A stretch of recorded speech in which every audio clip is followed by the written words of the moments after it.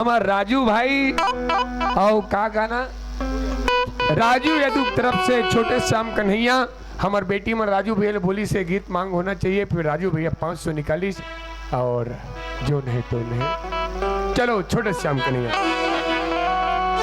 छोटे से श्याम कन्हैया,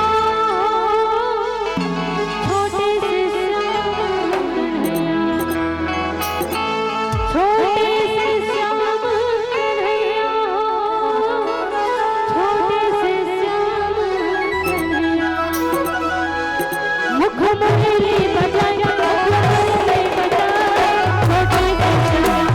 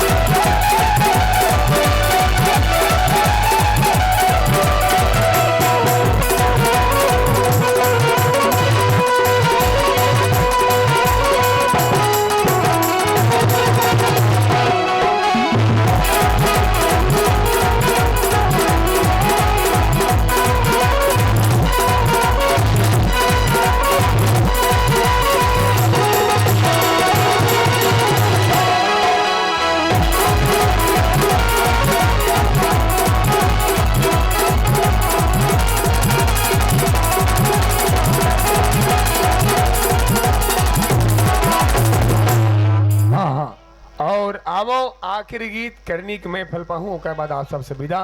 समय भी बहुत हो गए, हमला बहुत दूर जाना है। आज सुना तो हमारे भैया पर जोरदार ताली बजा दो। प्रकाश यादव भैया पर जो लगभग 3,500 के भेंट अपन बेटी के नाम से का नाम दुर्गा के तरफ से माँ दुर्गा की तरफ से माँ दुर्गा के चरण में भेजी से आखिरी गीत करने के मैं फल पाऊं उन लाभ को से करने के मैं फल पाऊं उन लाभ को से लगाऊं इनकी मन के तमाशा तो ये बस आसाओं किसे लगाई अब नहीं लगाए हीरा हीरा करने के मैं फल पाऊं उन लाभों से लगाऊं करने के मैं फल पाऊं उन लाभों से लगाऊं अपने लगाए हीरा मैं तुझे राजा हीरा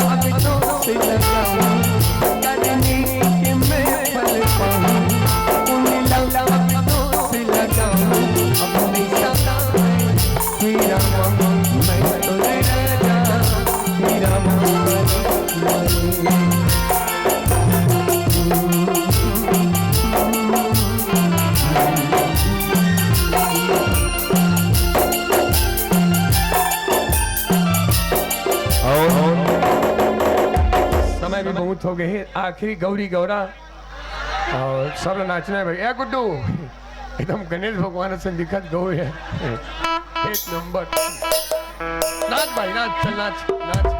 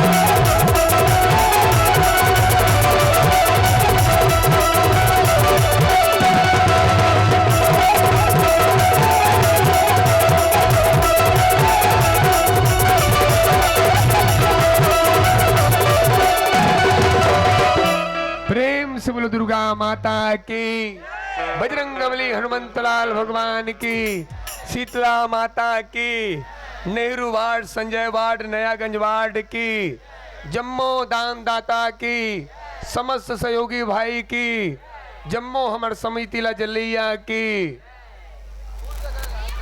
और बहुत बहुत धन्यवाद आप सबके बीच में, बहुत बहुत धन्यवाद।